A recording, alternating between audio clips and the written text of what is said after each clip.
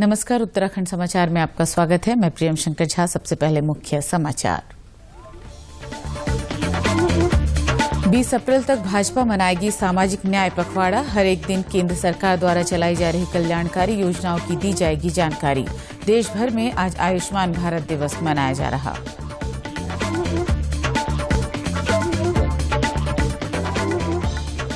देश भर में आज विश्व स्वास्थ्य दिवस मनाया जा रहा। मुख्यमंत्री पुष्कर सिंह धामी ने मसूरी के उप चिकित्सालय केंद्र में आधुनिक उपकरण और हरिद्वार में रक्तदान शिविर का किया उद्घाटन।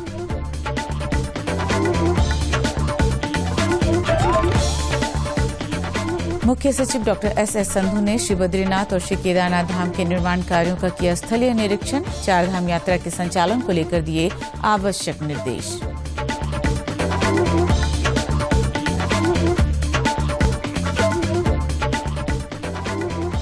और सौर ऊर्जा को बढ़ावा दे रही राज्य सरकार। चंपावत जिले में लगाया जा रहा 4.50 मेगावाट का सोलर प्लांट। स्थानीय लोगों को भी मिल रहा रोजगार।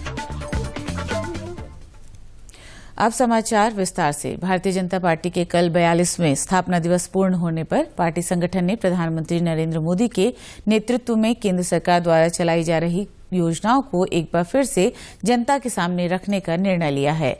आज नई दिल्ली में भाजपा संगठन के प्रवक्ता संबित पात्रा ने इस ओर जानकारी देते हुए बताया कि 20 अप्रैल तक भाजपा सामाजिक न्याय पखवाड़ा मना रही है। इसके तहत हर एक दिन केंद्र सरकार के द्वारा चलाई जा रही कल्याणकारी योजनाओं को बताया जा रहा है। इसी के तहत आज आयुष्मान भारत दिवस मनाया जा रहा है। प्रेस वार्ता में केंद्रीय स्वास्थ्य राज्य मंत्री डॉक्टर भारती पवार ने आयुष्मान योजना की विस्तार से जानकारी दी। आज तक लगभग हमारे 25,800 अस्पताल है जो कि एम्पैनल्ड हुए हैं अलग अलग हमारे राज्यों में, जो कि एक ये कैशलेस एक्सेस है। तो बेनिफिशियरीज को कहीं भी, अगर भारत भर में समझो मेरा महाराष्ट्र से कोई पेशेंट है और तुरंत उसे दिल्ली में कार्ड है और ट्रीटमेंट लेने हैं, तो वो ट्रीटमेंट ले सकता है एम्पैनल्ड हॉस्पिटल में। मुख्यमंत्री पुष्कर सिंह धामी ने कहा है कि प्रदेश के समग्र विकास के लिए राज्य सरकार हर संभव प्रयास कर रही है। आज मसूरी में आयोजित एक कार्यक्रम में उन्होंने कहा कि प्रधानमंत्री नरेंद्र मोदी के नेतृत्व में देश में एक नई कार्य संस्कृति एवं कार्य व्यवहार आया है। उन्होंने उत्तराखंड के राज्य आंदोलनकारियों का स्मरण करते हुए कहा कि उत्तराखंड को राज्य आंदोलनकारियों के सपनों के अनुरूप प्रदेश बनाने के लिए राज्य सरकार कृत संकल्प है। हमने जनता से जो वायदे किए हैं वे सभी पूरे किए जाएंगे। मुख्यमंत्री ने कहा कि मसूरी क्षेत्र की विभिन्न समस्याओं का समाधान किया जाएगा। पीपल कोर्ट के जो मकान हैं वो शीघ्र बनेंगे, उसके लिए सारी कार्रवाई हो गई है। गढ़वाल सभा का जो भवन निर्माण है उसमें मैंने पिछली बार ही कहा था और 1.5 करोड़ रुपए की धनराशि हमने उसमें उसका शासनादेश कर दिया है, जिससे कि गढ़वाल सभा का हमारा भवन बनेगा। ओडीएफ ऑनलाइन सेटलमेंट की जो प्रक्रिया होगी लागू होगी।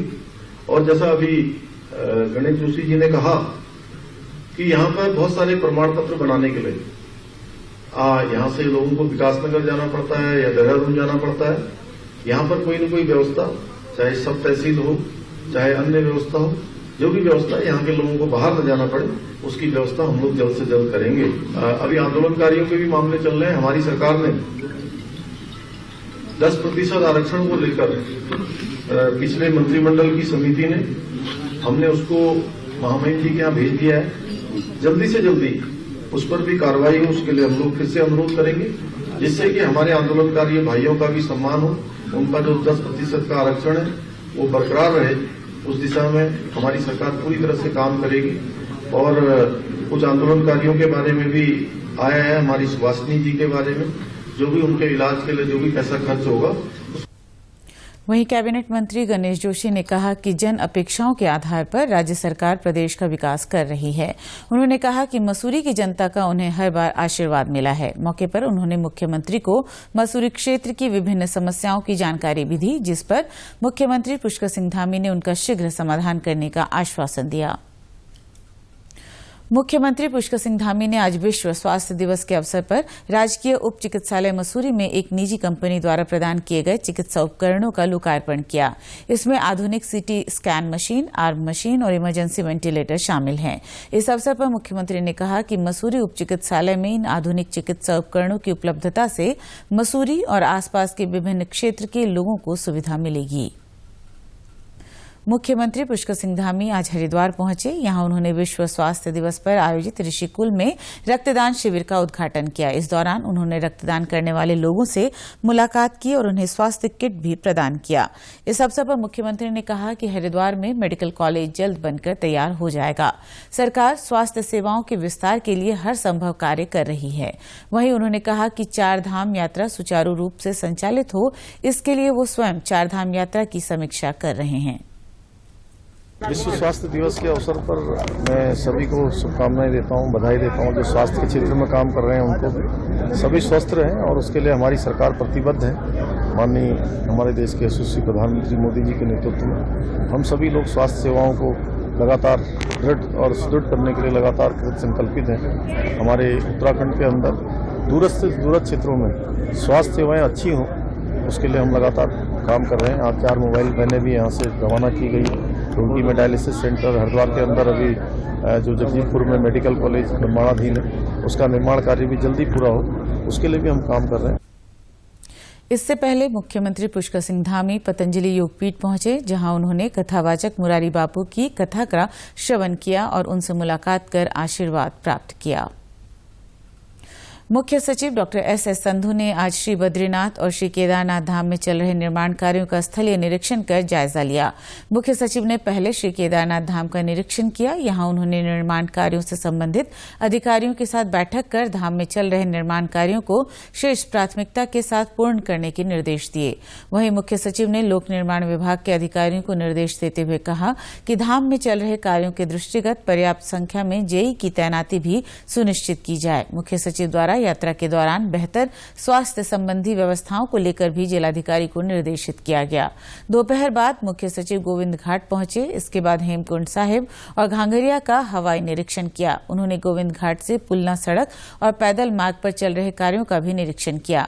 मुख्य सचिव ने गोविंद घाट गुरुद्वारा में पीडब्ल्यूडी, बीआरओ, पीएमजीएसवाई, जल संस्थान और वन विभाग के अधिकारियों के साथ समीक्षा बैठक की। उन्होंने यात्रा शुरू होने से पहले कार्यों को पूर्ण करने के अधिकारियों को निर्देश दिए। मुख्य सचिव ने बद्रीनाथ में मास्टर प्लान के तहत किए जा रहे कार्यों का स्थलीय निरीक्षण कर निर्माण कार्यों की प्रगति की समीक्षा की। उन्होंने कहा कि जहां पर कार्यों में व्यवधान हो रहा है, तुरंत जिलाधिकारी से मिलकर कार्य को पूर्ण कराना सुनिश्चित करें। उन्होंने कार्यदायी संस्थाओं को कार्यों को समयबद्धता के साथ पूरा करने के साथ टाइमलाइन देने के निर्देश दिए। उन्होंने कहा कि मैं हर महीने स्वयं निरीक्षण करूंगा। साथ ही उन्होंने कहा कि ये प्रधानमंत्री का ड्रीम प्रोजेक्ट है और वे स्वयं भी इसकी मॉनिटरिंग कर रहे हैं। गौरतलब है कि श्री बद्रीनाथ धाम में बड़े पैमाने पर निर्माण कार्य होने हैं और नई टाउनशिप बननी है। बिजली की मांग को पूरा करने और ग्रीन एनर्जी को बढ़ावा देने के उद्देश्य से राज्य सरकार सौर ऊर्जा पर जोर दे रही है। इसके तहत राज्य के विभिन्न क्षेत्रों में सोलर प्लांट लगाए जा रहे हैं। इसका एक फायदा सीधे तौर पर भी देखने को मिल रहा है। स्थानीय लोगों को रोजगार के अवसर मिल रहे हैं तो बंजर भूमि को लीज पर देकर भी स्थानीय लोग मुनाफा कमा रहे हैं।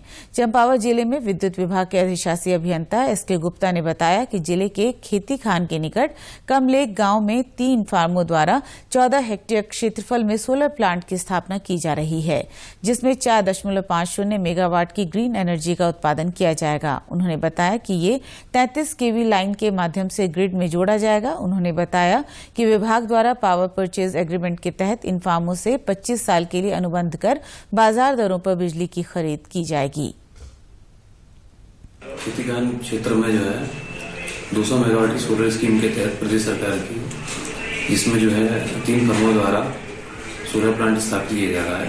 1.75 मेगावाट, 1.75 मेगावाट और 1 मेगावाट। ये जो है 4.5 मेगावाट के प्लांट स्थापित किया जा रहा है, जिससे जिले में जो है ग्रीन एनर्जी बढ़ेगी और उसमें भी ग्रीन एनर्जी का सोर्स होगा और ये हमारी ग्रिड पर जोड़ा जाएगा 33 केवी पर जो है।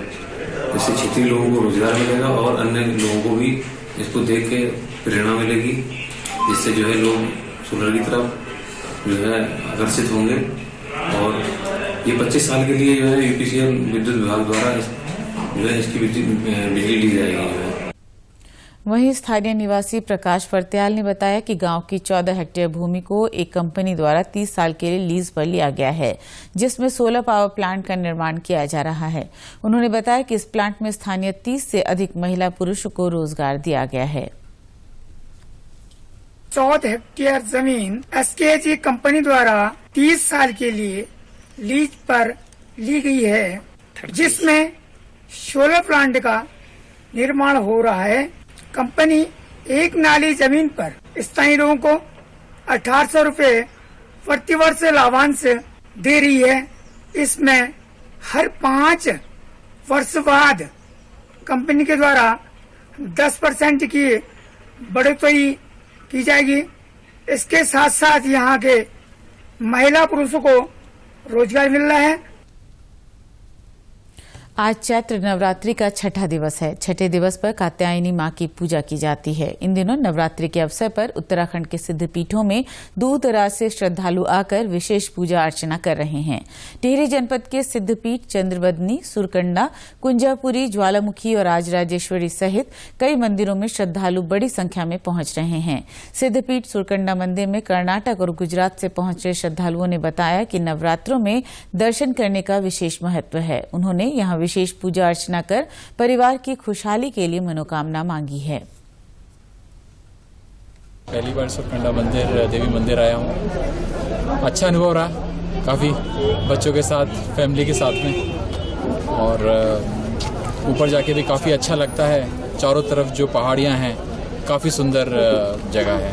गुजरात से हम लोग आए हैं और पहली बार आए हैं, लेकिन इतना अच्छा लगा। और नवरात्रि चल रही है, माता जी के दर्शन हो गए, आशीर्वाद मिल गए हमको, बहुत बढ़िया लगा। जगह बहुत अच्छी है और हम चल के भी जा सकते हैं और व्यवस्था भी है खच्चर की, घोड़े की भी। लेकिन अगर चल के जा सकते हो तो जरूर जाइए, दर्शन करिए। मुख्य सचिव डॉक्टर एस.एस. संधू ने कल सचिवालय में सिंगल विंडो सिस्टम के अंतर्गत लंबित आवेदनों के संबंध में बैठक ली। बैठक में समस्त जिलाधिकारी वीडियो कॉन्फ्रेंसिंग के माध्यम से जुड़े रहे। इस दौरान मुख्य सचिव ने अधिकारियों से कहा कि निवेश राज्य के लिए बेहद जरूरी है और निवेश बढ़ाना राज्य सरकार की प्राथमिकता है। उन्होंने कहा कि इस बात को ध्यान में रखते हुए सिंगल विंडो सिस्टम के अंतर्गत प्राप्त आवेदनों पर तत्काल कार्यवाही करना सुनिश्चित करें। मुख्य सचिव ने निवेशकों को किसी भी प्रकार की परेशानी न हो, इस बात पर विशेष ध्यान देने पर जोर दिया। उन्होंने सभी जिलाधिकारियों को निर्देश दिए कि प्रत्येक 15 दिन में जनपद स्तर पर लंबित आवेदनों की मॉनिटरिंग करें। साथ ही शासन स्तर पर संबंधित सचिव इसकी मॉनिटरिंग करते हुए निस्तारण करना सुनिश्चित करें। मुख्य सचिव ने कहा कि प्राप्त आवेदनों को टाइम बाउंड करते हुए समय से निस्तारित किया जाए, जिससे इसका लाभ राज्य के विकास में हो सके। दूरदर्शन केंद्र देहरादून में उच्च तकनीकी युक्त multi camera mobile production facility EEF नई वैन का आज कार्यालय प्रमुख अशोक कुमार ने उद्घाटन किया। पूर्ण रूप से एचडी प्रणाली युक्त यंत्रों से लैस इस वैन से 24/7 डीडी उत्तराखंड के कार्यक्रमों की गुणवत्ता में सुधार आएगा। ये एक चलता फिरता स्टूडियो के रूप में कार्य करेगा। कवरेज की दृष्टि से महत्वपूर्ण ये मोबाइल वैन लाइव प्रसारण में भी मददगार साबित होगी।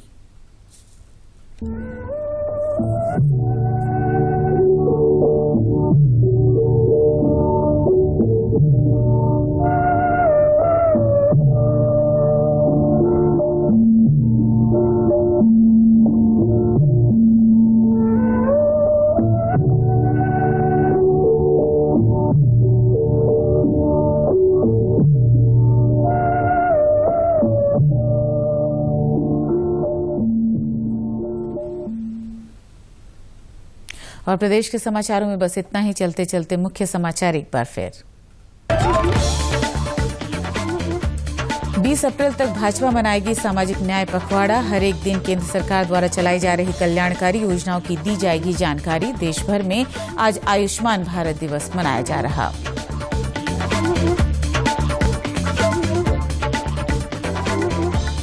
देश भर में आज विश्व स्वास्थ्य दिवस मनाया जा रहा। मुख्यमंत्री पुष्कर सिंह धामी ने मसूरी के उप चिकित्सालय केंद्र में आधुनिक उपकरण और हरिद्वार में रक्तदान शिविर का किया उद्घाटन।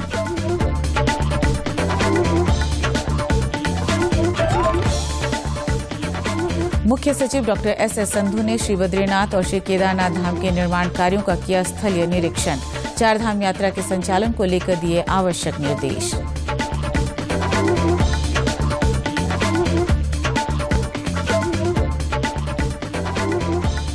और सौर ऊर्जा को बढ़ावा दे रही राज्य सरकार, चंपावत जिले में लगाया जा रहा 4.50 मेगावाट का सोलर प्लांट, स्थानीय लोगों को भी मिल रहा रोजगार। प्रदेश से जुड़े अपडेट्स के लिए आप हमसे सोशल मीडिया के माध्यम से भी जुड़ सकते हैं। हमारा ट्विटर हैंडल है DD News_देहरादून, हमारा फेसबुक पेज है DD News उत्तराखंड और हमारे YouTube channel DD News Uttarakhand को भी आप सब्सक्राइब कर सकते हैं। कोरोना संक्रमण से बचने के लिए मास्क का अनिवार्य रूप से और सही ढंग से प्रयोग करें, साथ ही सामाजिक दूरी का ख्याल रखें, नियमित रूप से हाथ धोएं और याद रखें कोरोना को हराना है, मास्क जरूर लगाना है। साथ ही यदि अभी तक आपने वैक्सीनेशन नहीं कराया है तो आप भी जल्द से जल्द वैक्सीनेशन करवाएं और खुद को और देश को सुरक्षित रखें। नमस्कार।